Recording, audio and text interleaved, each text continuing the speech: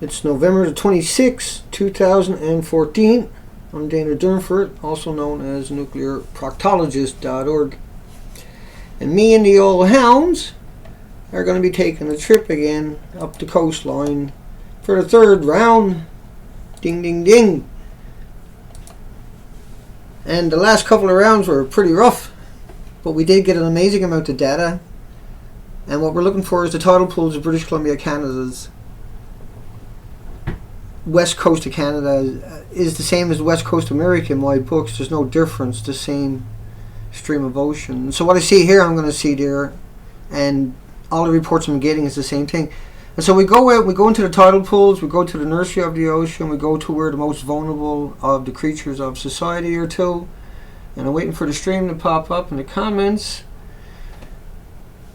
And I got some good underwater footage I'm going to share with everyone tonight because we didn't get that, very much of that.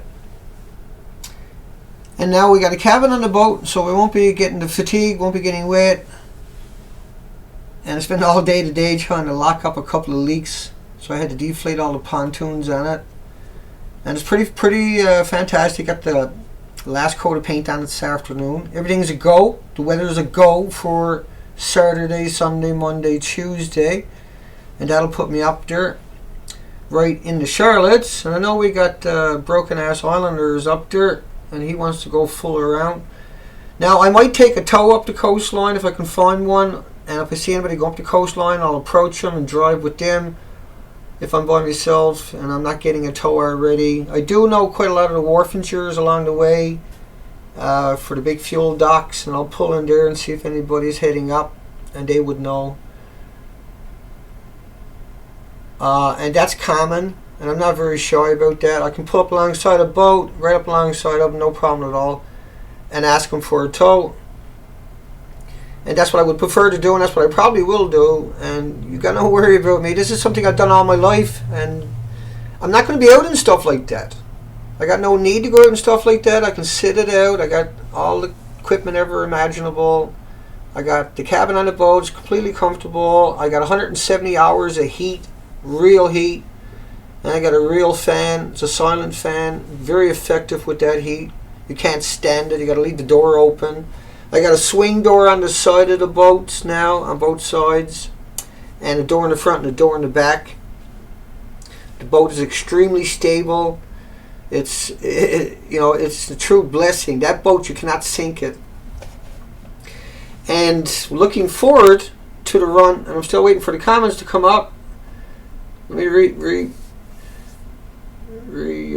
that page. For some reason I've done that on my other computer too earlier. Comments. No comments. Oh. And okay, I see what's going on here. I'll come over and say hi to everybody.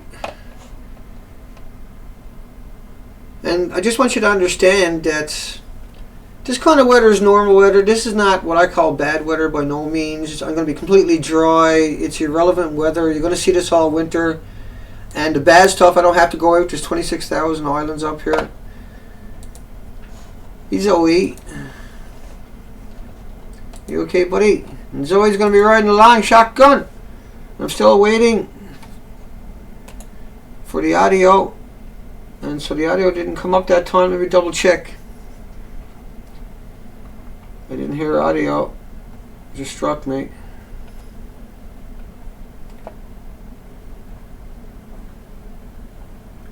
Oh, audio was off my end. Maybe I'm okay. Bad stuff, I don't have to go out. Just 26,000. There we go. That's life is good. Let me get rid of that one over here. Open it up over here, and I can say hi to everybody. Then we got Shanikin, Elaine. See you drag your mom in. Hi, Mom. Thank you. Adam, McKean, David. Hey, folks. Yeah. Hi, Zoe. Let's take a trip to Cow Bay. No, I'm going the other way. I'm going to Prince Rupert, then across to the Queen Charlotte's. And Elaine, thank you, Elaine, for everything. And Bitey Tube, Ginger Don. Hi, Stan. We'll just spend a few minutes, say hi to everybody in the chat room. That beautiful girl by Dana on YouTube. Daniel Story. Dalamine. You made it back home. What the sounds of it. Hidden Beneath. Good. Candace. Hey Zoe. Terry. You hear me fine? Yeah, I was just making sure. And we're still early into it. 4 minutes, 5 minutes. And so we need funding, and that's what basically the night is about for anybody that's not really familiar. And everybody, hi Hidden Beneath, Terry, Robert, Slacky Lady, Cotton Top, that's Mickey, Chuck, and just make sure I say hi to everybody as I see him right there. And I probably forgot somebody, I missed somebody, I apologize. Not much you can do, because you got to jump. I'm worried sometimes about the bandwidth when I'm grabbing another stream. And I know we had a broken stream the night of Ferguson. Right? I seen that. It lasted about 15 minutes of the video. I guess everything was on Ferguson. It seems they stole 15 minutes of my video. Let me throw out my 2 pennies on Ferguson. I haven't got much to say about it. But what that should do now, we should go after the government, and then everybody's required by law to videotape police when they pull somebody over or they got somebody stopped. Everybody has to stop, even if 1,000 people are driving by. If there's spots for them in the park, they got to stop and take a video. They're not allowed to interfere or say anything. And so that should be new legislation because of Ferguson. And Ferguson, the media tried their best to turn it into a race war and didn't work. Burnt down a bunch of buildings, burnt some cop cars, a bunch of provocateurs. It was a total flop. They failed. And they tried their best though. They jacked everything out there for it. And people are marching in a few streets. Like somebody said in the comments section earlier, we had a bit of action like that over Fukushima.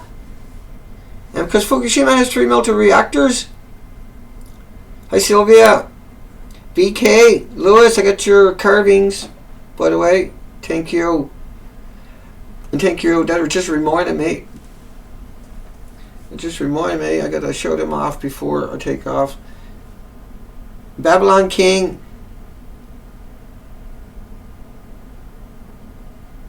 And everybody, Bob, Brian, and everybody else that I don't get. Miss Milky will show up later. Red Chick, Kevin Blanche, Thomas Ackerman, all kinds of people below my video, Missing Sky, because it's an odd time to do a live stream. And I wanted to be sincere enough to get it out there at a time when everybody might be home right across the country and have an opportunity to actually catch it live. Maybe I'll catch their comment. And they have to understand what I'm doing, and why I'm doing it, and why we've been doing this for a whole year, and why we have invested so much into getting this trip ready for the 3rd round. It just seems surreal that it seems like I only got home a couple of days ago and then we're going again. And okay, we're still doing that, so might as well jump back over. I was going to play some underwater footage, and I got a bunch of them that's neither here nor here, but we'll play them in the background. So you got some underwater footage, and so we got lots of pictures too. I'll cover some of that coming up. And we spend 60 days traveling the coastline looking for damage from Fukushima. And what I mean by that, of course, is the radiation, just ongoing releases. You can see how sick everything is along the coastline. This is actually a lot of life compared to most of the coastline. The first 9 days we never found anything on the coastline whatsoever. This is right at low tide in a tidal pool that's exposed, because I can see everything getting washed back and forth. Or it's either that or on the edge of the island. That's a crab, and that's a rare one. And crabs are further up the food chain. They are out there. Now, the algae, there should be 600 species of algae, and we found maybe 25 to 30. I haven't counted everything up. Probably no more than that, certainly. Out of the 70 species of sponges that exist in the British Columbia coastline, we found around 5. Out of the 78 species of sea anemones, we found around 5. Out of the 68 species of starfish that are indigenous to this coastline, we found 5. Very sick, all of this stuff, very weak, hard to find the adults, just very sparse. Out of 6,500 species of invertebrates without backbones. We found none. These are like little tiny shrimp, like flat, and also flat. And there's 6,500 identified. That's Simon Fraser University in British Columbia. That all the institutions that went out and identified the species that I'm talking about already, and that's what I'm going by only. There's around 4 million species in the Pacific Ocean that we don't even recognize and know about yet. And it's nice to see the creatures, it's nice to see life, but look how sick it all is. That's what you're seeing there, kelp. That's kelp weed, the most popular kelp in British Columbia. And this stuff is very sick. And all of our stops were out in the wild. We went out to the wildest places imaginable where the oxygen was going to be the best. And we went ashore into the tidal pools, into the low tide zones. And let's get another video. Into the low tide zones. And you got to go up against some pretty heavy elements and environments and conditions to go. And then we go find a spot to hide. And this is something I've done for many, many, many years as a commercial diver. And as a growing up on the ocean, spending my entire life on the ocean, and this is part of the ocean. So you got to go hide. And normally you only got one engine. I got two. I got a kicker, and that's thanks to Lane Shanigan, 775. I always forget the last couple of numbers. Lane, my apologies. 775. It was. High Victory. And so this coastline, as you can see, this is average conditions. I used to dive in this every day, and I would dive right here. That wouldn't be an issue for me. I would dive in behind it if there's a spot to dive behind it. I prefer to dive somewhere else. I don't like diving in the washing machine, but I have over and over and over, day after day after day. And so I'm not going to be putting myself into these positions, and it's going to be methodical. I'll be on the boat by myself. I'll be in contact with a few friends all the time. I'll be pulling into ports and posting and uploading. And I'll be rendering. I'll be taking generators. I got a generator with me, rather. And so to charge all the batteries each night. You can't stay in communities where I'm going, but there are communities up there. And so I'll be able to get back into there. I'll have no choice because you got to fuel up. And so I'll use communities as jump off, leap off points and come back at nighttime. And sometimes when you want to go a little bit further, you can, if you got the money, you can hire a local skipper and boat, and they can tow you up the coastline for a week for a couple of $1,000 if you got that kind of money to spare. And so I'm raising money to try to do all of this. Ideally, if I had enough money, I could hire planes into the community with photographers, and they could fly along the coastline for an hour at low tide, and I can go the other way and get into town. And every 2 or 3 days, I'm going to need a hotel room, 4 days. And so it's a very expensive operation just to turn the key every day. But it's a lot cheaper now where it's only going to be for one person. But I still can hire people in the community. I can get volunteers in the communities to come out with me, I'm pretty sure. I'm intending to engage the communities, engage the media. I'm intending to interview the media. I'm not going to go there and beg. I'm not going to go there and plead. I'm not going to go out there and say, come on, man, give me 2 nickels worth of your time. No, I'm going to go there looking for an interview and see how smart these friggers are, to see what they actually know, and see if I can give them a very gentle, considerate half an hour of my time, or whatever is suitable. And at the same time, we're going to try to set up and stay, because I'm going to be in these areas for a week or 2 weeks at a time. So when I get there, I'm originally going to try to find a town hall meeting area type place where I can have a meeting, have a presentation.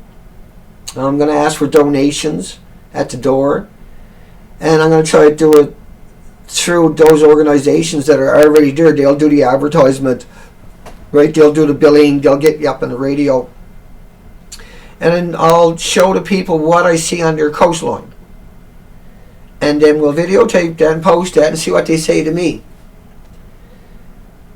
And so that should be a lot of fun, and should be a lot of confrontational, I'm sure. And we'll deal with that, and that's just the way it's going to be. There's no shortcut around this. We got no options but to bulldog our way through it in a gentle way, because I can't take my scooter with me, so I have to do everything by taxis. And you know, I got a good stove on the boat, good coolers on the boat. I got everything I need on the boat. It's very comfortable for 2 or 3, 4 days at a time. Get a hotel room. I got 35 pairs of pants, and I got these vacuum sealed bags, and so they suck all the air out of everything. And I can take a lot more than what I wanted to. But the boat is packed down pretty well now. Everything is done. I ran it for 20 minutes again 2 days ago, 2.5 days ago, in the back garden here. That's good enough for me. I don't need to go out and buzz around, take a chance, clipping a prop. I got a brand new prop, brand new batteries, brand new everything, brand new, you know, I got a brand new control and all the other stuff. And this kind of weather, this is normal weather, and that's not an issue for me. I'll go out and find a spot, hide away, and get the camera on the bottom, and we might find some sea urchins, and there they are. And look how raggedy everything else is. Look at the strange colors to the kelp. Dude, that's too fast of a picture, I know. But it slows down again. But it was hard to find one with sea urchins in this, because we don't see many sea urchins. We didn't see any sea urchins till we got up to the top of the west coast. We didn't see any on the inside. And so that was from the Zodiac, just a quick one. I'll turn that repeat off here, actually. Here's a better shot, though. Let me turn that repeat off, that way I'll see it. Turn repeat off, turn shuttle off. So there's a bit of algae there, but look how sickly everything, look how sick that, now that's a plant, that kelp, that long skinny green stuff, that's up right up shallow water. You see all that white, those white hairs of it? You can't see it that good. So I always got to take pictures when you take videos. Otherwise, it's hard to get. Now, I pick sea urchins 5,000 pounds a day. You pick 20,000 of these urchins. And so I'm very familiar with the terrain down there. And here the terrain is very sickly. It's very sickly. It's very weak. You're not seeing the snails or the whelks. You're not seeing abundance of the worms. There is was that a jelly starfish in there that time, that white one? Yeah, we already got that in the species. See that one with the arm missing that time, I think. And this is an unusual video. But look how sick and plugged up everything is out in the wild with just whatever's there, got this kind of mucus on it. Right, it's like stuff just melted and then clung to everything else. Now normally the sea urchins, there's a good one of the bull kelp that time. Here you go, look. See the bull kelp? Look at that. Most of the bull kelp you do see some healthy stuff though, but still look, it's really sick. And normally the urchins will crawl on the kelp, and then the other ones will crawl on top of the kelp, and they all pile on it and they all munch away at it. And they will climb right up out of the water and they'll weigh it down, so you'll see a lot of that. But there's a good few urchins there. That's pretty good. It's not super good pick in there, but it's not bad. There's good size there, good colors. It's hard to say because the water is dirty. Fresh water will do that to you. And so let me jump over to a few pictures for you.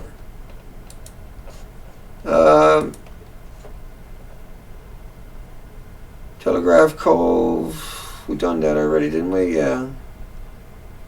Look at some Jason stuff we didn't do. Jason wasn't there for too long, but Victoria Harbour. The boys down in Victoria Harbour. She's a big feller. Probably burns a drop of fuel, I bet you. Look at that baby. Oh. Well, I got the same protection as that. That's just a potable for the harbour. But look at the green algae on the pilings at the wharf. Right? All the wharfs in British Columbia are missing their sea anemones. Their white sea anemones in particular used to stand out dramatically. There's a couple here, but you didn't find them on the shoreline. And the algae in Victoria, there's quite a bit of green. That's where we've seen the green sea anemones. We'll have some pictures of that here in a minute. Let me go back to that picture. That's what I call the coral kelp. I got to figure out the name of that stuff. You can see a whelk or a limpet right there on the rock. Hang on. Probably, let me go back. I'll come here to that picture. So this is Victoria Harbour. This is with a couple of million people. Not a couple of million people. 500,000 people, I think it is, in Victoria Harbour. I was thinking of Vancouver. So you wouldn't expect that anything to be alive out there. You really wouldn't.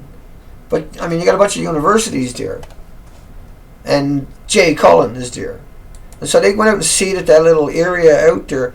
And this is the first time we found the sea anemones in a tidal pool. It was in Victoria, in a polluted harbour. We didn't find it. Oh my goodness, can't even remember a couple of places before it. We'll come back and find those pictures. I'll get it in a second. But there's thousands of these little sea anemones, the green sea anemones, and all the way up the west coast we ran into little patches like this of the greens, but not the other. And we did sometimes find a mixture of reds, and these were always just a little tiny area only instead of the entire coastline. The entire coastline should be loaded. So we found the bull kelp right here was the first time we seen bull kelp. In Sultry Bay, before that, we had found bull kelp all tied up. And I don't know if I ever got those. I think I did get those pictures up, but I have to go double check. It's an amazing amount of work. And so you got the world's biggest barnacle, and they're not very healthy. You got kelpweed. I don't see kelp cabbage in that one. I think there was. But this was the first time we've seen any life, and it's in a harbour. Even though it's not very healthy out there. It's full of guck. And so this was and gooseneck barnacles in Victoria Harbour. But now you can see a few limpets on the rocks and a couple of snails, periwinkles. There's a few more limpets. That whole rock and all the rocks around that should be covered in snails, these little white snails and black snails, and limpets, and a couple of different species of the limpets. It's unusual to see these guys this far up the coastline. It's even more unusual to imagine finding them in a harbour. In a harbour! But you can reseed a harbour. Anybody could. All you go out and put it there. You put it out there enough times, it'll start reseeding out there. But this is extraordinary to see gooseneck barnacles. There's no doubt Fisheries and Oceans, or the college rather, Jay Cullen, that institution that is outlined to everybody in the communities, and you find all these, a little bit, not all of these, but a bit of life there in Victoria Harbour. That was the damnedest thing I ever saw, because it's polluted. How come there wasn't no life on one side of it or the other side of it, and up the inside passage? I'll show you that. I don't want to use that one. We'll come back to an underwater footage. That's YouTube. And the first 9 days was on the inside from Powell River, and it was along this coastline, Sunshine Coast, what they call the Sunshine Coast, down to Seashell, and then down to Gibson and up to Desolation Sound. So we covered around 200 kilometers. And here's a picture from 9 different beaches. There's literally nothing left, only a bit of kelpweed, kelp cabbage, barnacles, a few mussels, and if they disappeared, there'd be nothing left. There was hardly anything left whatsoever, just little tiny clumps hanging on.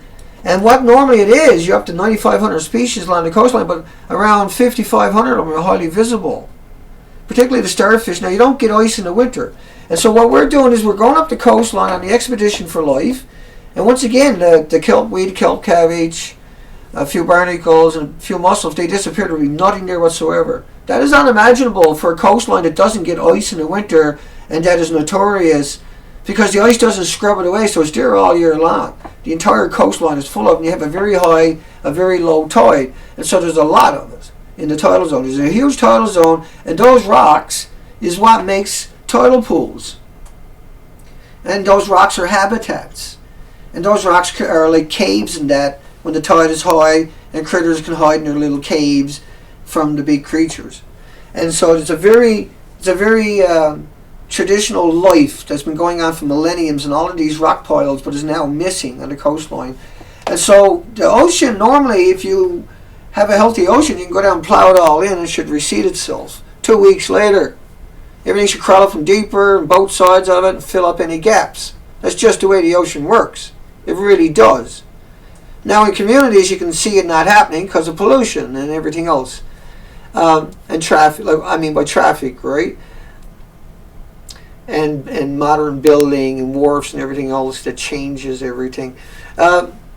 But what we're doing is we're going into the wild spots where there's no excuses. Now these here, this is on the inside of Vancouver Island, but it's shocking to find nothing because of all of British Columbia is advertised as you can go to any beach in British Columbia and there'll be hundreds and hundreds of life forms in the tidal pools and just go in and start enjoying yourself. And I've done this all my life in both oceans. I'm very, very familiar with how the ocean works. And when the pylons are empty, that's extraordinary. So you go to any of the ferry terminals in British Columbia and there's nothing on the pylons except for a few mussels, a starfish. And starfish, they should be everywhere, see? They're like the mussels and everything else. But that should be loaded, completely maggoty. Each one of these, every bit of it, completely loaded.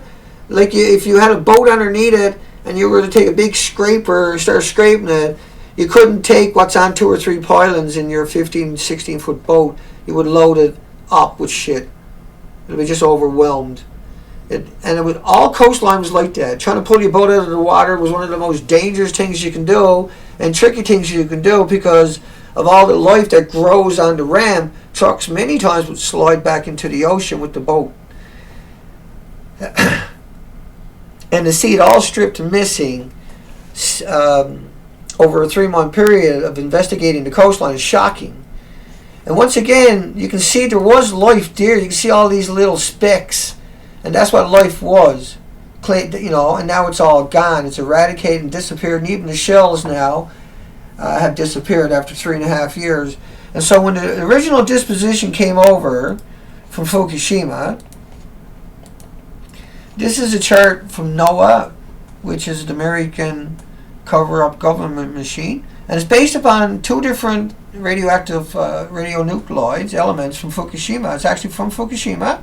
And the elements are iodine-131 and cesium-137.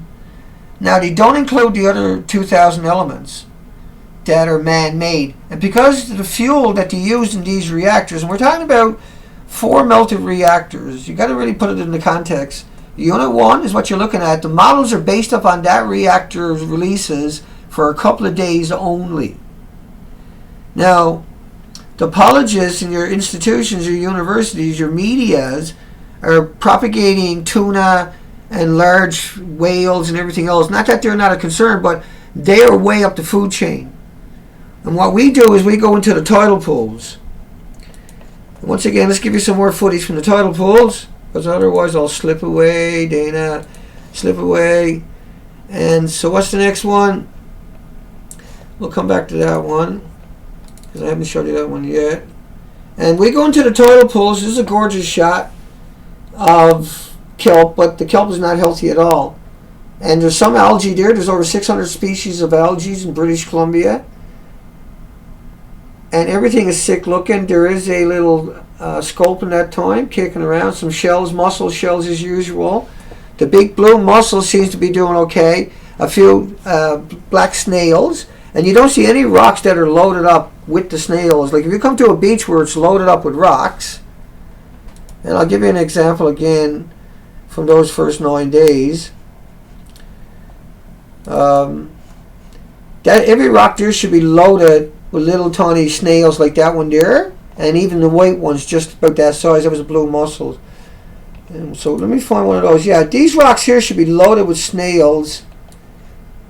And that's from the water side facing in.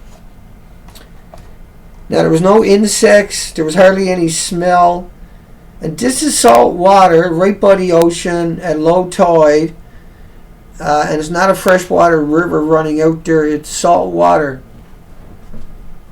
Now Fukushima, I'll come back to it. In case, I'll leave that picture there just in case I'm going to come back to it. Fukushima, it was reactor 1 I just showed you originally. All it releases the models that you see. And here's your model again. And once again, the model is not going to include the other reactors or the ongoing releases. That's just the most important thing you can ever remember. All the speech and all the rhetoric and all the nonsense you hear from mainstream media is based upon a single release from a single reactor for a short period of time. And then the claims are made that it's like bananas, like potato chips, like walking in sunshine. It's got nothing to do with sunshine. Everything on the planet is acclimated to that. Everything on the planet has been formed through millenniums, eons of that. The uranium that is in the rocks has nothing to do with the uraniums that are coming out of Fukushima. Because it went through the chain reaction, it's a completely different element. Hi, Roosevelt. And because it's a different element, it's very harmful to you. But the media will come out and tell you it's like rocks, it's like potatoes or potato chips, that is like bananas, that is like the food and your drink. It's like it's potassium 40, which is homeostasis. This is what that means. Look it up on the internet or in your dictionary. What it means is homeostasis is something that your body regulates. Your body in particular regulates. And so your cruise control in your car regulates your speed. The thermostat in your house regulates the temperature in your house. Yeah? Yeah? And potassium 40 is something that everything on this planet has evolved from. Nothing is here without potassium 40 in it. My clothing, everything else on this planet. Everything has potassium 40 in it. So it's irrelevant. But the media and apologists, nuclear scientists, people like Ken Buechler, people like Jay Cullen, I'm burping, people like that will tell you, and by the way, they'll tell you that this stuff is the equivalent of what's coming out of Fukushima by the time it gets here. But the stuff that's coming out of Fukushima will go right back to Fukushima in 20 or 30 years. And I can cover those headlines. We covered over 9,000 headlines on this site. And I gave up counting after that, of course, because it's just too much. Now, the Geiger counter can't find radiation, potassium 40, that they talk about in your food. You can't take a Geiger counter and find potassium 40 that Ken Buechler or Jay Cullen talks about, or any of the other crazies talk about, like TEPCO included. So, but they do that to confuse you. So if I have 7,500 becquerels in a glass of water, my Geiger counter is not going to show 7,500 becquerels of potassium 40. They have to take a cubic meter of water, dry it out way up to potassium 40 by the grams, like 25 grams or 25 becquerels per gram. And then they divide it into how many drinks of water, and that's how many. But potassium 40 is irrelevant. But they do that to lull you in, to drag you in there, because that sounds like a high number. But it has 1/10,000th of a second of a life. It's irrelevant. It's Mother Nature itself. It's fine. There's 260 of those, and they have discovered all of these in order to manipulate you, deceive you, when in reality there's 2,000 we know about man-made ionized radiated elements that will all give you cancers, and there's several thousands more that are military. We don't know what India's doing. And all these countries are experimenting with these radioactive elements. And I'll get back into some more videos here in a second. But all of these countries have all kinds of hideous elements too. But Fukushima also has Unit 3 and Unit 4. So Fukushima has 4 melted reactors. Number 4 caught fire, that's the one behind me, detonated, blew up, caught fire again, blew up again. The one over here, Unit 3, was MOX fuel, 2 million times worse than anything else on this planet. And so all the elements are to be considered as hot particles. Everything that came out of Fukushima, because we know all the reactors had over 500 kilograms of plutonium, weaponized plutonium. And the reason this stuff is so maniacal is because it's taken from missiles, from silos that have already went through a chain reaction once. And Japan, you're not even allowed to do that. It's against the law to put the rods through the chain reaction again. And so these elements are extraordinary. And what happened was all of these melted down, but they weren't included, and they continue to have 100% meltdowns. The coriums that got free of the plant itself and is several hundred feet down into the earth, because it will melt rocks at 2,000 degrees Fahrenheit, and they will burn at 9,000 degrees Fahrenheit. That's why you always heard all these stories about China syndrome all your life, is because that's really what they meant. This is uncontained. It's different than the sun. It's completely different. You won't find these elements on the sun.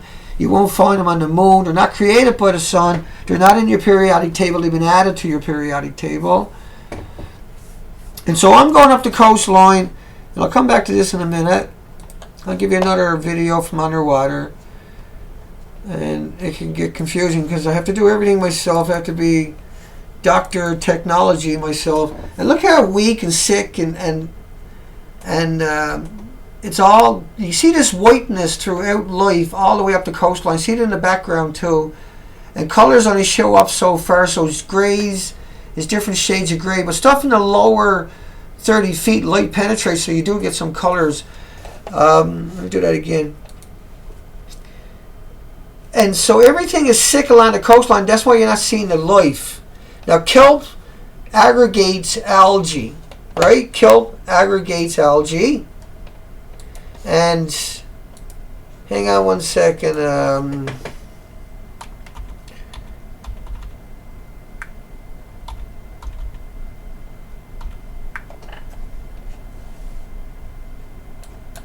It doesn't like me. Hang on. I'm trying to be fancy.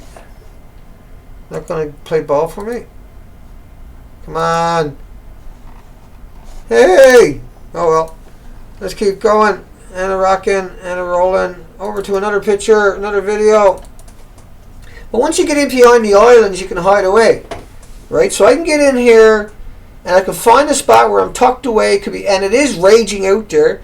And I hide away in here, in amongst all these islands. I go in, it's really nice, it's really comfortable. I find a tree, I tie onto a tree, I back off the land, and then I put my anchor on the bottom, and I put a big cannonball on it, it's got all kinds of chain on it, and I got another anchor then, if the wind does get at me, it can't get at me very much, no waves are going to get at you, and so you just pick up and you move around the corner, find a little spot, drop your pick, tie onto the island, and you can see I got enough heat for 170 days, 170 hours straight. I don't need something like that because you don't need heat all the time.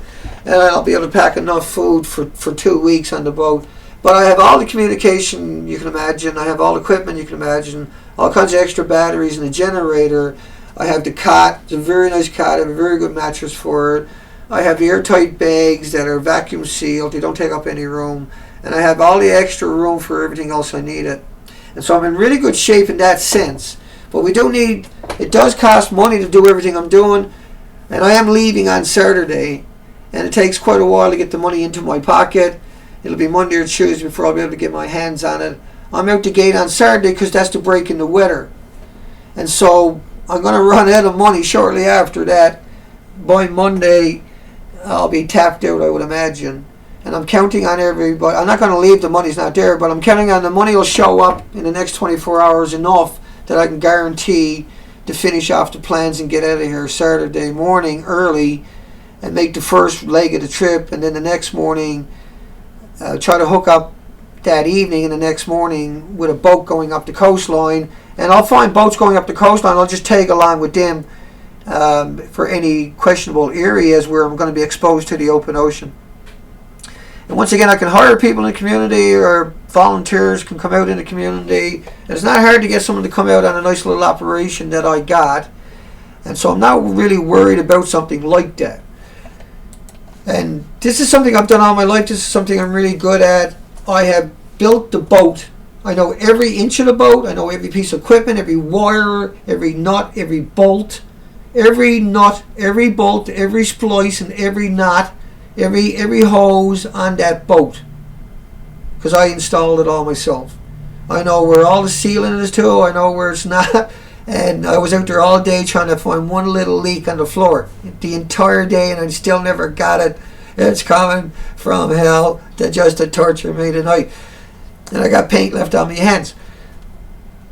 But I wanted to do an early video so maybe people across the country who normally can't catch a live stream can get, because they can't, you know, the way Google works is, and I'm not paying attention to it because I'm only doing it because it's convenient for me to do it at 8 p.m. my time every night. But I realize, you know, that as I head out of here, I really got to make sure that I try to reach as many people as possible. And so I shut down everything and got ready to do this early in order to try to accomplish that, at least that much for everybody, give them that opportunity. And I need that opportunity because the Expedition for Life is going looking at the damage. This stuff washes down to the coastline, and that's going to be the easiest place to go because they're the most vulnerable in our society in the ocean. Is the tidal zones, the nursery of the ocean. And that's exactly what we've done. Now jump back over to another videos, and a lot of this stuff is very straightforward, but we still haven't got everything settled down to do everything. And I don't know what a lot of this is. I know there was some good stuff here, so I grabbed it. Okay, so the camera went underwater. Once again, you can see all this white stuff on the kelp. And that's why you're not seeing the urchins crawling all over it. The urchins should be right there where all this action is going on to. They love that environment. And they should be pounding away at it, chomping away at it. This is where they thrive. You would find tons of urchins out of the water everywhere you're going. Very visible year after year after year diving this coastline. And now you don't, we see two along a 100-mile stretch. Another two at the top of the stretch. It's shocking. And the whole coastline, everything seems like this was shocked me originally when I seen it. It still shocks me now, don't get me wrong. But it was really friggin' depressing for a couple of weeks to see this everywhere I was going. Because this was my biggest fear, that everything was going to be choking to death from radiation. Radiation, you know, off California, there was 20 million becquerels in a kelp bed. That's inconceivable. Not as much as 40 million becquerels in a liter of rainfall in California. Now, rain doesn't fall just by the liter. And I covered those headlines here. You can find them up at the nuclearproctologist.org under California section. Go up to the right-hand section of the Nuclear Proctologist and you'll find it. If you go up to the right-hand section, you see up there anywhere in the corner, in the white section, you see Contact New Blog. Keep going, you'll see sections. And you can find that California piece I was talking about. But let me come back over and run at you again with some more of this underwater footage. And these are the big shots, the big bonus shots where you're getting into the tidal pools, you're getting in on the shoreline, and I'll be dropping cameras in the water with Scotchmans attached to it, and I'll drop a Scotchman in the water and see the drift pattern. Then I'll drop a camera in if it's suitable, and I'll sound out those areas with that incredible stuff that Jeff Palco got us. That was incredible. That is so useful for what we're doing. See a little starfish there. We want to try to identify as many species as we can. In the total on the coastline, counting all, we never talk about the birds very often. Out of the migratory birds, we see maybe 8 species out of the 140, and there's about 140 rather migratory birds that come along the coastline and dependent upon these zones to feed. And we've probably seen maybe 8 species. We never see huge congregations of birds. We never see birds diving and feeding along the coastline. In 60 days, I've never seen that once. Everything is sick. Everything is very weak. Everything is struggling. You don't see a variety. You see this white gook on everything, where everything is like almost normal and the other half is just white gook and the next half looks almost normal. And that's the strangest thing I've ever saw. I've never seen that before as a commercial diver, and I've certainly never seen it symmetrically throughout the entire coastline. And you can see all the sea anemones. They should be loaded in sponges. Should be loaded in sea anemones. They should be jostling with sponges. They should be loaded with all kinds of little life, and there should be 480 species of worms. And you see now these snails, I should knock over 1,000 of them. If I was there with a camera in my hand moving around, I would displace 1,500 of them in that period of time. Those little snails, but they're hanging on because the ocean is supposed to be a soup of life. They should be found everywhere. You should not, but found plentiful by the hundreds of millions in a bay. Hundreds of millions, billions in a bay. Every bay should have billions of limpets or billions of snails or billions of limpets and snails. And billions is nothing when you think about how Mother Nature works. How it, they're out there trimming. They're like goats eating your grass. They're out there eating algae. And see this kelp coral? The entire coastline should be like that. That's what the whole coastline should be like. But you don't find that. Just these few places, and you don't see it again. And then you find a little spot way up. But this is what I'm used to all day, to see this my entire day. They're like a little, they're like those little tiny trees, those little clip trees. Why can't I come up with that name now? Whatever. But this to me is just, You know, that is what I expect to see everywhere I go, on top of everything else. 600 other algae, and particularly all the visible stuff and all the harmony of the life itself, and the richness of their colors, the richness of their texture, the richness of everything around them. The brittle stars, how they jostle with everything else for inches in rooms. I hardly ever covered, but the entire floor should be full of sea cucumbers. I'm sorry. You should see these little footballs everywhere, and you never see them, and I don't talk about them enough, but they are a big focus of my attention. And the green sea anemones you're seeing in the bottom, see the little broken shells on it? All the other shells are missing. You won't see the abalone shells down there. You're not going to see the scallop shells down there. You're not going to see the the razorback clam shells down there. You're not going to see, and the one I'm looking for in particular, oyster shells. You're not going to see all the other shells down there. Just a little bit of it, but not the mass of it that I'm so used to. And you see these few little broken remains, and they're mussel shells. Let me get a shot. See the mussels? Right, they spawned out and died, and that's the only shells you see in there. All the other shells are missing. All the little insects and little creatures and little larvae and little eggs and the fries that all live in these habitats. These are the nurseries for all the fries. That's what all the migratory birds, they'll be in there walking around, sticking their head down here, eating everything that's trapped here. You never see the birds. You don't see the birds hunting on the coastline. You don't see the eagles on the coastline feeding on the beaches. We did see a couple. They weren't feeding, and they weren't on the beaches. And so I'm heading up the coastline to cover another 8,000 kilometers. I got an operation together that is extremely highball, and I am heading up there regardless. This has to get done. This has to get flushed out. We have to know definitively for the entire planet. Everybody has done so much to get us to this level, and we made every mistake imaginable. We're still going strong, and we're learning as we're going, to the point of now we got a highball operation, and I'm ready to go.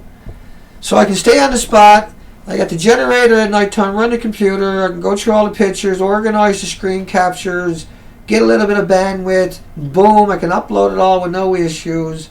I think it's a really highball, classy operation we got here, very presentable, going to hit all the communities, going to hit the radio stations, going to hit the newspapers, and interview them. I want to do an interview with them. They love to talk, and I'm going to give them their chance, and I'm going to try to educate them the best I can, and I'm going to post it up on the net, win, lose, or draw. And it's going to be that kind of routine, and your help and your support, which got us here and continues to keep us moving, is going to change this game, change this equation, and get on with some solutions. And we have been at this for a year, hardcore, every day, non-stop, 24 hours a day, 7 days a week. We covered all the models, we covered all the academic studies, we covered all the media, we covered 9,000 headlines, we covered every nuances that we could find about it, we covered it from every angle. And then we went out and looked at it, and horrified, and discovered that the entire coastline is eradicating itself and can't recede itself. Then the only solution is to have a debate about it. You can't blame it on global warming, because global warming didn't do this in 3.5 years. This was Fukushima. This is man-made ionized radiation, and there's nothing on the planet that is acclimated to it. Nothing. No plants, no fauna, no flora, no insects, no animals, no humans, no mammals. Nothing. No marine life whatsoever. And as you kill off the Pacific Ocean, that's what we're doing, because the plumes are hemorrhaging into the ocean all day. Not only the disposition that washes down to the coastline constantly from 8 months of releases, hardcore releases, and I know Miss Milky popped up a video showing number 3, reactor 3 at 60 times speed, so 60 minutes in a minute that you're watching is 60 minutes recording, it's speed of 60 times, and these are radioactive releases. They're pouring water perpetually in the reactors to try to contain them, and that's all you can do, and that is pouring out and hemorrhaging out, washing out the fissionable products from the MOX fuel and ionized radiated elements that we created. And for so long we have equated it with bananas, potato chips, walking in sunshine, that the whole planet has become complacent. And that we don't have anybody in the media we can turn to. That we don't have anybody in the media telling the truth. We don't have any media out there capable of stepping up and doing the job. It's not capable. This is extremely complicated to get to where we are and have put master knowledge and the understanding and be able to conceive it and go out and prove it definitively that this is factual, and then not have nobody come out and be able to rebut you in any context whatsoever. Nobody of substance can come out or has come out. Nobody with an institution, no universities have come out and said, hey Dana, you're wrong, this is normal, because they can't. Because they've done the studies and showed the life, and I went out in the same areas and showed you it's all gone. And how can you ignore that? Well, you can't. Because it won't ignore you. Now, we're talking about killing off the Pacific Ocean. And if you think that is over-dramatizing it or fear-mongering it, you should go over and read the media and read the news itself. You know, go look at the nuclear proctologists and look at the headlines I have amassed and realize these are all mainstream headlines. That's all they are. They're aggregated in a nice spot where I was able to put them all together in context and put them together in a format where people can get a quick education and give them a good foundation. And that is exactly what we are doing, is a good foundation.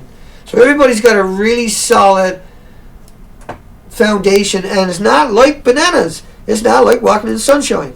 Radiation from Fukushima got nothing to do with what they tell you in the universities or the media.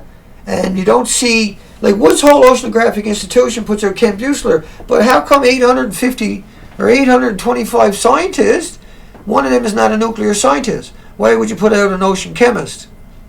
Because he's the only guy from Woods Hole talking about Fukushima, period. And so why would you have a nuclear scientist? And now when you got an ocean chemist come out and tell you, like Ken Buechler and Jay Cullen, that there's a lot of uranium-238 in the ocean, then you know right away that's an outrageous lie. Because yes, it's natural, but that's got nothing to do with Fukushima radiation. They're completely different. It doesn't matter how much natural stuff is there when you're adding so much man-made that is millions of times carcinogenics, worse than any carcinogenics that are on the periodic tables, because they went through an ionizing chain reaction. And the chain reaction is not true to the sun. It doesn't create elements, it destroys elements. These elements are not, there's nothing in the universe that has experienced these elements, including us. That's why we have nuclear waste sites across Canada and the United States more so than everywhere else. But see, look, nuclear waste sites, you know why they got these sites? Because this stuff is really freaking bad. Yeah. Do you know why they use nuclear fuels in the storage? Because it's scary, scary shit. A gram of it is 1,000,000 watts. Those rods, a single gram of it, produced 1,000,000 watts for 18 months. Think about that one. A gram of it, under the chain reaction in a mass, is able to produce an amazing amount of energy. But they got no way of containing it. And the reason they're worried about the terrorists getting their hands on it, and this is what the FBI said would happen to America if they got into a nuclear war with Russia. Pretty bad, right?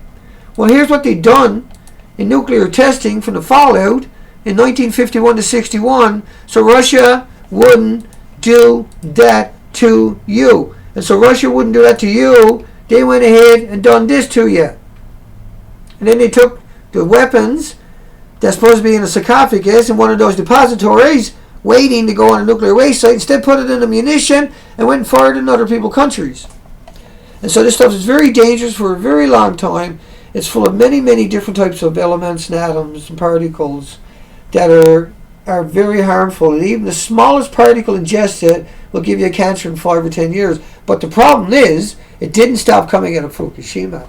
And it went into our upper atmosphere and upper troposphere and lower troposphere, where it continues to rain out. Even if we stopped it now, we couldn't save the Pacific Ocean. And even if we stopped it now, we can't stop it for at least a couple of decades from raining out, if ever in our life, certainly not in our lifetime.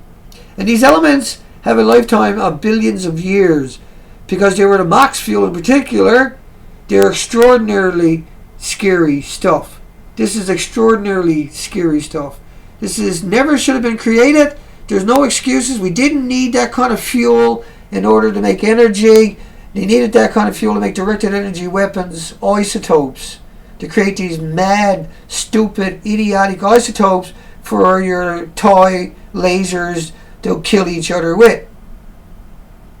You know, this is the stupidest maniacal thing on the planet, and we have destroyed the entire planet as we know it. Out of the 8.8 million species on the planet, maybe 1,000 will survive in the next 15 or 20 years if we're lucky. There's a big extermination going on right now.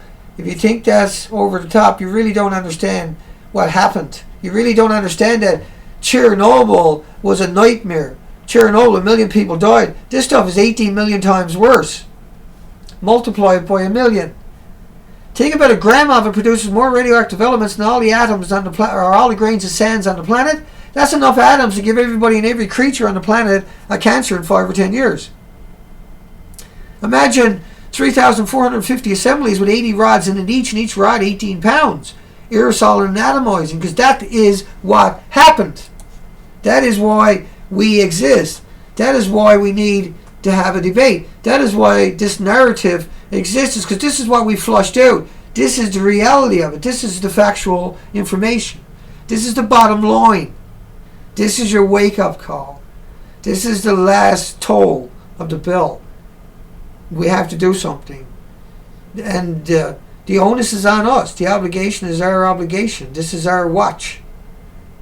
You are obligated. It is your obligation to do what you can do. It's to wake people up and give them a proper narrative and give them an opportunity to live out their life knowing that there is a danger at foot, and knowing that the whole system has turned its back on you, and knowing that we gave it all the money it ever wanted. We gave the government all the money, all the equipment, all the manpower, all the authority. We gave them everything they ever wanted, and when it happened, they turned off the radiation monitors. The very thing we gave them to do, they turned it off. And if that's not turning your back on you, if that's not the definition of a traitor, if that's not the definition of sedition, I don't know what is. And I shouldn't have to be going out there. I don't want to be going out there in the middle of the winter, but the urgency is real. This is not a game anymore. This is not a maybe something has happened anymore. This is not, hey, I think. This is not posturizing. This is reality. This is horrible. This is the bitter end of most of the species on the planet. This is an LE event. This is an extinction level event for literally all the species in the ocean, because you can't stop Fukushima from hemorrhaging into the ocean, and the homeless ain't going to do it. And the buckyballs, the sulfur, hydrogen, urethol peroxide buckyballs, these little ones down in the corner. Oh, down in, I'm up now. I don't know what I'm doing anymore. I'll get it at some point. That don't look right, so I'm looking at myself in the mirror trying to point. The ones down in the corner, those little buggy balls, as if that mattered. Corner was good enough for everybody. This stuff ingests the atoms and the particles, the elements from Fukushima. This is created by spraying salt water on the reactors. And I equate it every day like another reactor fuel pool full of reactors. Now, think about the fuel pool. Think about the fuel pools in these buildings, atomizing and aerosoling. But what does that mean to you? Doesn't mean much, does it? Well, the fuel pool is where they put the cores from the reactor to cool down for 5 or 10 years. All you do is bring them upstairs and put them there, and upstairs is missing. These were 10-story buildings. These were detonated and lost their inventory. Now, I want you to take into consideration that Unit 4, the one behind me. And it looks like this is a mirrored screen behind me. Who knows what I got done to that one today? Let's run over and have a quick look. Oh, I don't know. Somebody stopped this fake reactor. How come it's doing that? I wonder if it's doing it on your end. Probably not. Hang on. We got trouble. Okay, later. And whatever. Let's jump on another one of these pictures. I don't know why that picture got that mirror on it, but what you're seeing there, let's look at it for a second, is a blown up building behind me, and what they're showing you are both the official pictures. So on the inside you say it's gorgeous, on the outside, does that look normal to you? I can't tell the difference. Can you tell the difference? I can't tell the difference. Can you tell the difference between that building there and this building here? They kind of look a lot alike to me, mister. Look how the roof and the walls and the ceilings look exactly alike. Look at that. They are exactly 100% alike. I cannot tell the difference in that building there and that building there. So I can see how people could get confused. I can see how, like, I don't know, dude, it kind of looks the same to me too. You know, yeah, it's probably okay. You know, the government wouldn't lie to you. Right. They're both official pictures. On the inside of this building there is this building here, yeah? The fuel pool was on the roof.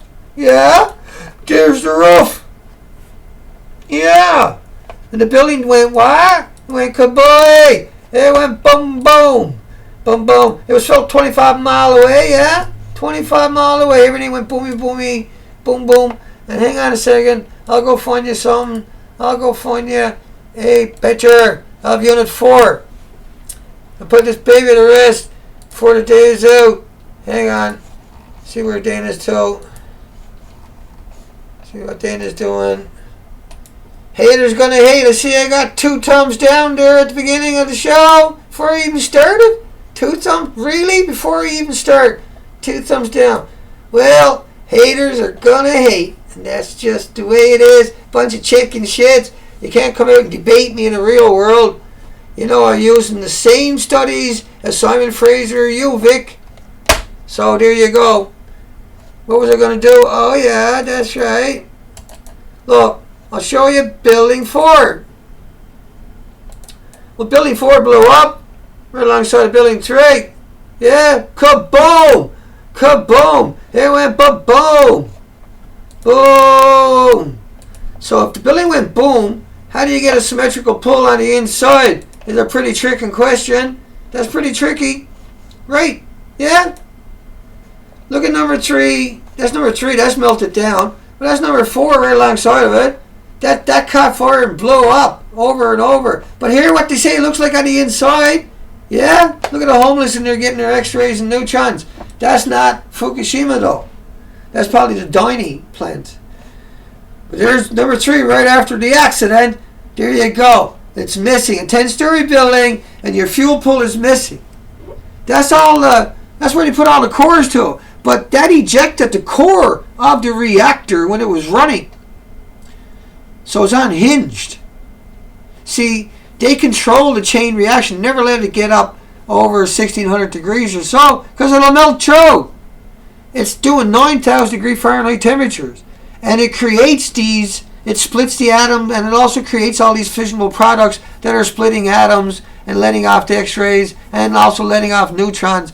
And it's just radiating, ionizing everything around it and turning it to an ionized, radiated element and cannibalizing it and atomizing and aerosoling it. And it's like more cores going off all the time. When you're spraying salt water on it, you're doing the same thing. You're creating, because water is atoms. Right? And it's got particles and dirt. But here's the building. Look how big this building is, and it blew up. Look how big the beams are. And you can park a big SUV on top of the beam. And it just blew the building to pieces. And so look, they took the cranes, they brought in these big 30 foot by 20 foot pieces of Kevlar, right? And they just hang them on there. No one up there with a wrench in their hand. No one with cutting torches. Nobody with scaffolds. Because it's too fucking dangerous. Excuse the language. Because it's too dangerous. And so they're trying to contain the radiation just like they did at Chernobyl. Yeah. Now you're getting it. You're pretty smart. There's Unit 4. There's the big 4. See them? Yeah. Unit 4. Unit 4 detonated. It blew the frig up. And here's what they done to Unit 1. Got to cover it all in. Dana, you should show them that picture. Why? They want to see what happened, don't they? Right, because you can look in on top of that. Look, see all the rubble? See the building? Yeah? It's all still destroyed. You can't get in and clean it up. But you can put a nice cover around it, and you'll still got to vent it up the chimney. And you killed all the homeless. But it doesn't look like that on the inside of it. It can't. How could it? The building blew up, dummies. I'm not calling you dummy, but I'm just saying, the buildings blew up. They don't look like that. That's not Fukushima. And so why, if it was so nice inside, why build a structure up and across the top of it? It doesn't touch it. It's up and across the top of it. But if it looked that good on the inside of it, why would you put that there? Anybody? I can't hear you. Because that's the same building. That's Unit 4. That's the bottom of it. They're going to put a crane up there sometime, allegedly. They killed a lot of homeless to put that there. Still, it doesn't look like that. And if it looked like that in there, why the fuck are you doing it? Why would you build a structure on the outside when it looks like that on the inside? Why is there an issue? Just fire the frigger up.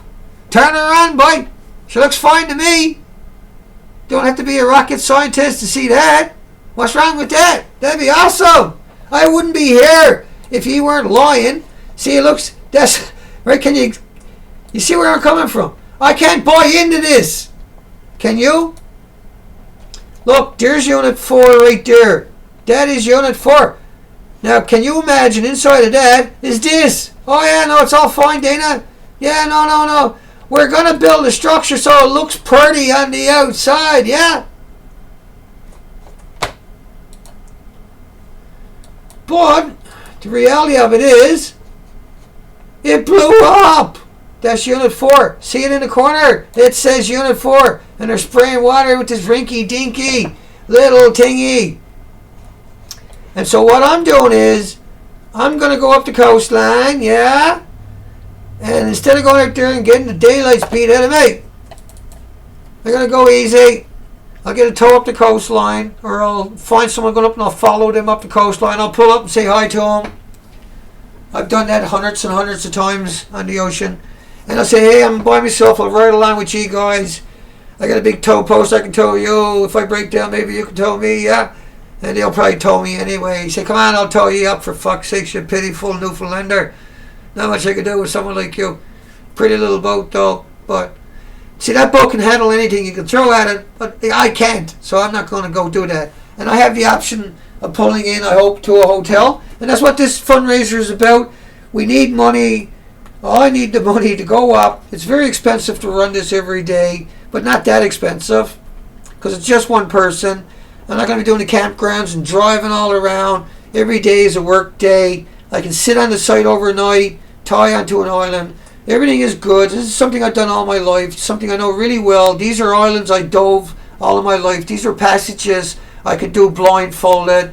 And these are passages, like the more time you spend on the ocean, the more respect you have for the ocean. We have survival suits.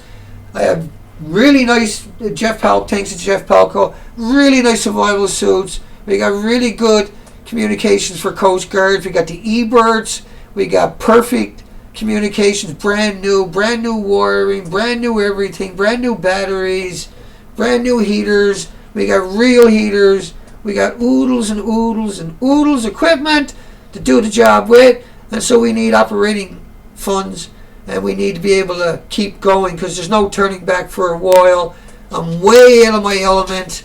In other words, I'm 800 kilometers up the coastline by myself, and I got you folks to back me up. And I'm counting on that 100%. And I got no options. I'll come out and beg every day if I got to from here on out.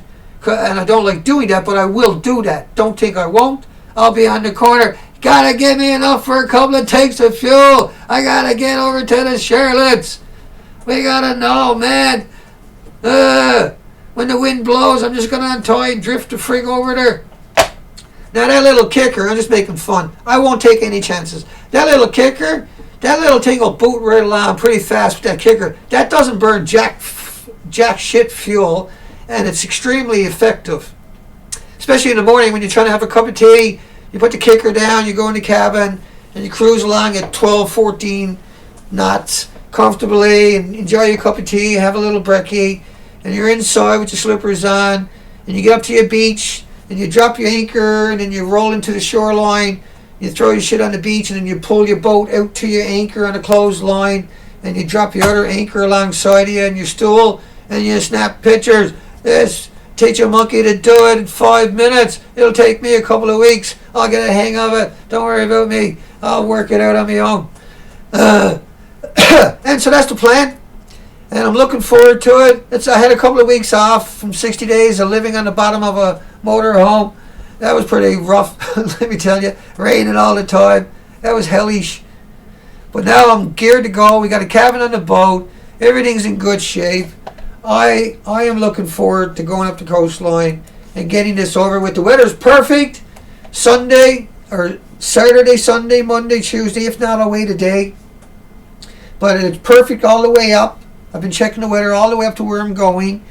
And by the time I get up there, it's going to get down to -4, -5 for a couple of days. But I'll be able to stay in a hotel. And there's enough heat. The heat on the boat can handle -20, no problem whatsoever. The boat can handle -20 whatsoever, no problem whatsoever. And I can do my job in -20. But I won't see that. You won't see that. So it's very unusual to see something like a -4, -5. But that's only for a few hours at night. As soon as the sun comes up, it's back up above right away. It's not something that's going to sustain. And it's not an issue. It's something I'm extremely familiar with. And something that I'm well equipped for. And so this is Unit 4. Final reminder that Unit 4 on the inside probably doesn't look anything like that, yeah? No? Probably doesn't look anything like that. And actually, I'll say a little stronger. Looks nothing like that whatsoever. It can't. How friggin' could it? It blew up. Hello? Hello? Wake up. Wake up and smell the Fukushima. Well, you can't, because most of the coastline got no smell on it. Very little of the coastline got a smell on it. We didn't find jack insects. 1% to 1% of anything on the entire coastline. And it's all because of Unit 1, Unit 2, Unit 3, and Unit 4 behind me, hemorrhaging non-stop till the end of time into the ocean, because we only let the homeless have a go at it. And we should send all the professors and people like Ken Buechler and Jay Cullen immediately down there so they can solve the problem. They're the scientists, they're the ones with the big mouth. We should let them go down and fix it. At least go down and coordinate it.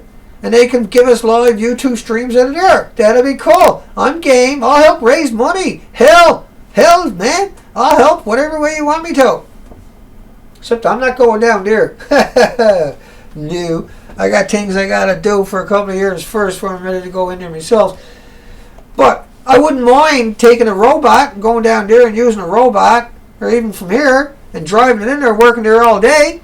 If we took 4,300 peer-reviewed academic studies every day that we produce and lock away at Elsevier, Springer, and Wiley, where we give away the copyrights for free, if we were to take that horsepower, that manpower, that kid power that we paid for all expendables, we paid for those institutions, universities with subsidies of about $35 billion a year in Canada alone.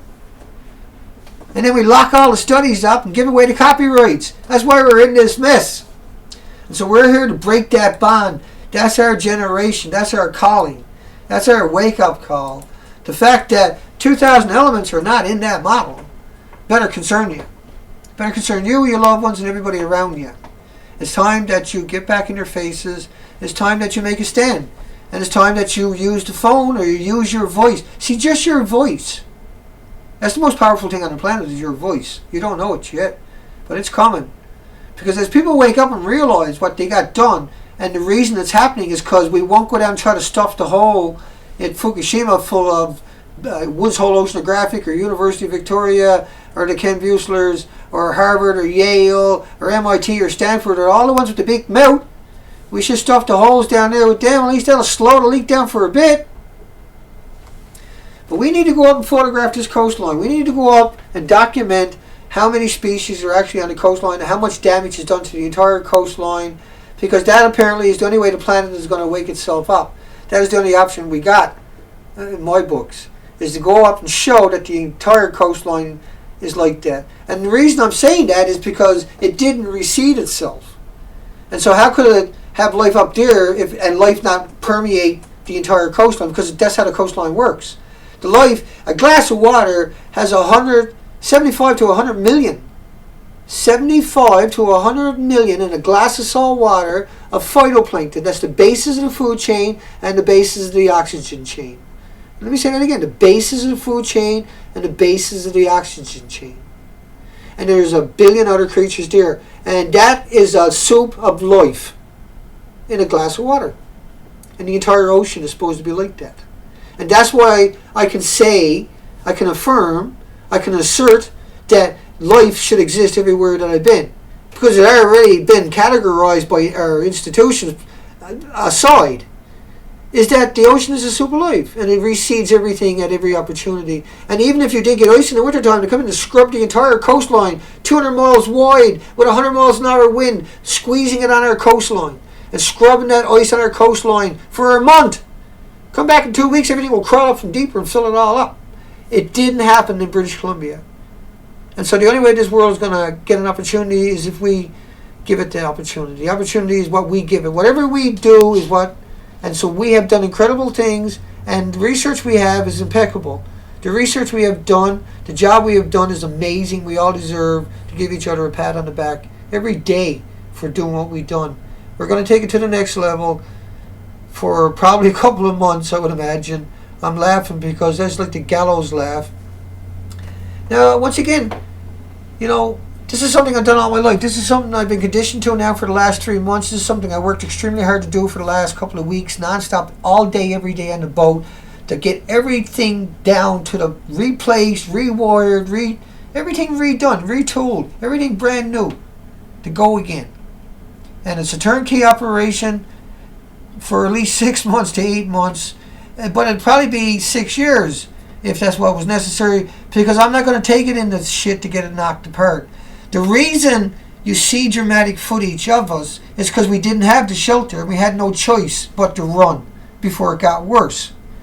But what I'm contending and what I will be doing is what I've done all my life is we tie onto a tree and hide away. Much safer, much smarter, much cheaper to sit it out for 2 or 3 days. You get good weather and the boat is fast enough, quick enough, safe enough, reliable enough, agile enough to whip back into any port and tie onto a wharf. And I'm watching the forecast, listening to the forecast on the VHF radio 24/7 is right there. I'm always tuned in my spirit time to make sure nothing's sneaking up on me. This is something I am made to do. This is something, and because I understand the nuclear industry so well, this is the unique thing about this, is I understand both sides so well. I've done every industry on both oceans.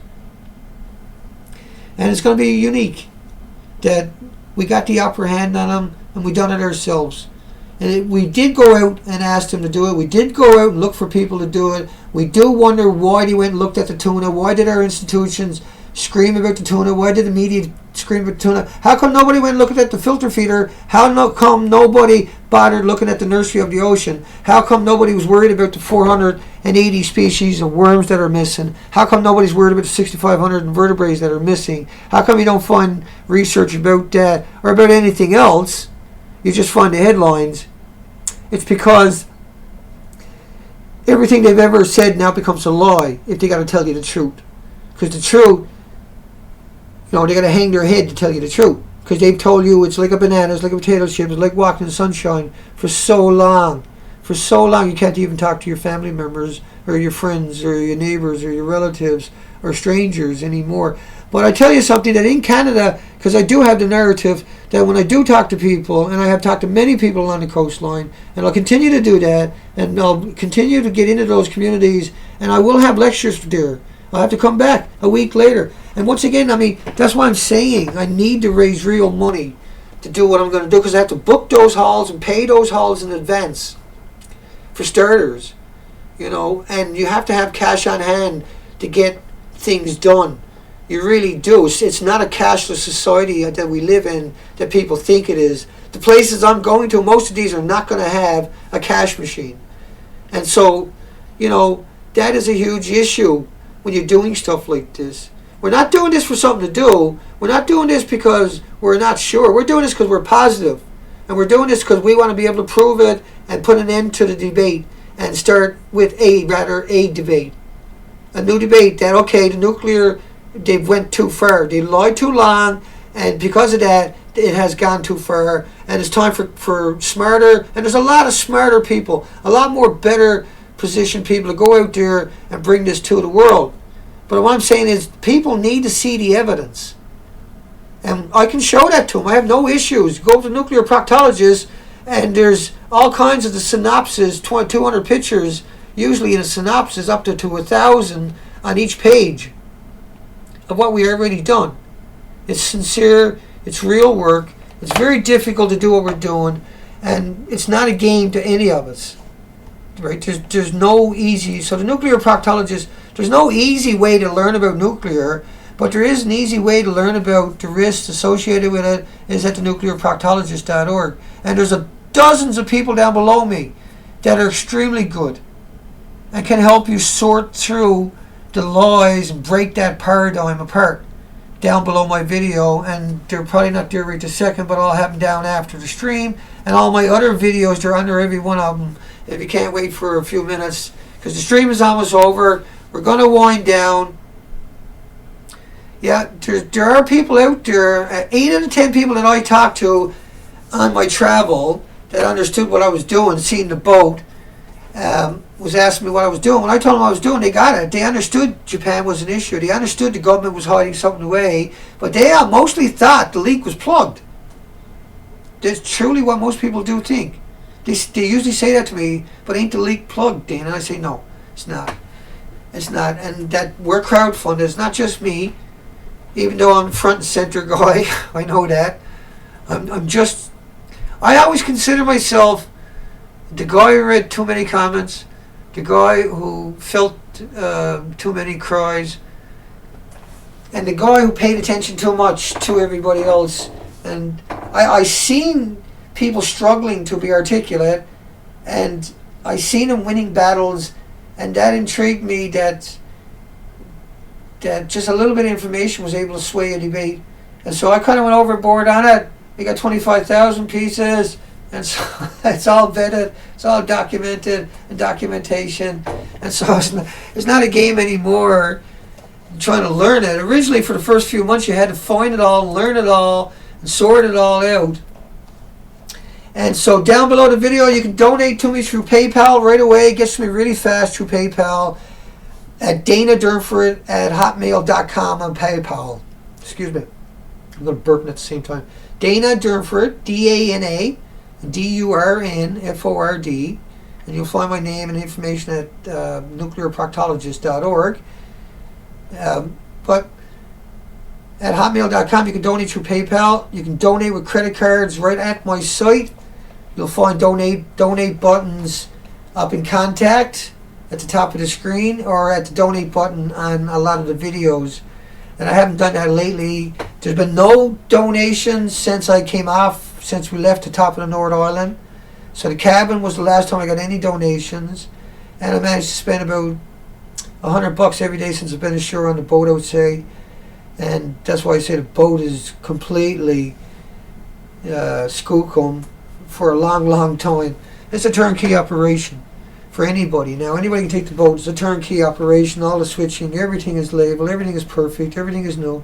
It's a very, very cool operation. We needed that couple of weeks off after 60 days on the ocean just to finish everything perfect, because everything was getting haywired. It was still okay because it was a good haywire, but it looked kind of bad. And so now everything is in its place. Everything is tapped and drilled and poked through and sealed. Very cool, very, very cool. Very privileged. I feel very privileged. And I feel that this is necessary, to have that comfort and be able to get into the weather, because it's going to be long times at a time now on the boat. And I want it that way. I needed it that way to get that data. We got to get the data. We got to get it along the coastline, underwater, on the beaches, and samples and microscopic pictures. And that's what I'll be doing all day. It's a full day. And then in the nighttime, with the generator plugged into the wharf or in the hotel room, and then organizing it, so when I got the bandwidth, I can start uploading it. I haven't got to touch nothing. I just go ahead and upload it. It's already in folders, ready to go. And I know it'll take me a couple of months straight after I get back to get all of this out there. But each time that I get ashore, I'll be able to get each day's synopsis up.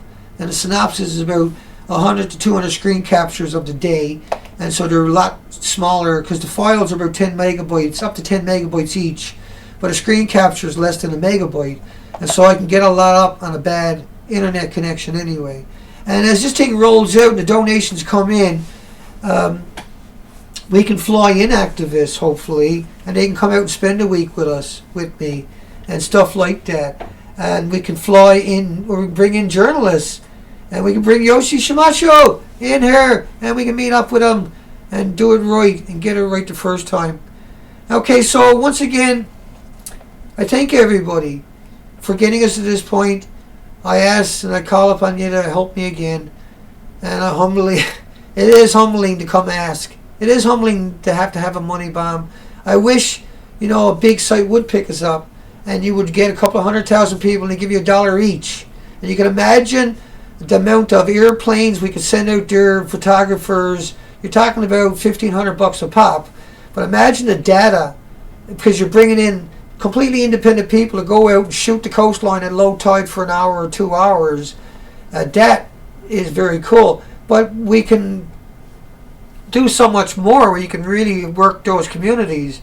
Once again, to rent a community hall, I need to pay for that in events. But that has to get done. We have to do that. That's the only way we're going to get it done. No one's going to say, hey, Dana, I hear you're coming up here. I got a big spot all set up for you. I want you to give a presentation to the community. We're going to set it all up. That's probably not going to happen. So I'm going to have to do it myself. And I got no issues with that. So when I get a hotel room, I'll take advantage of where I'm going next.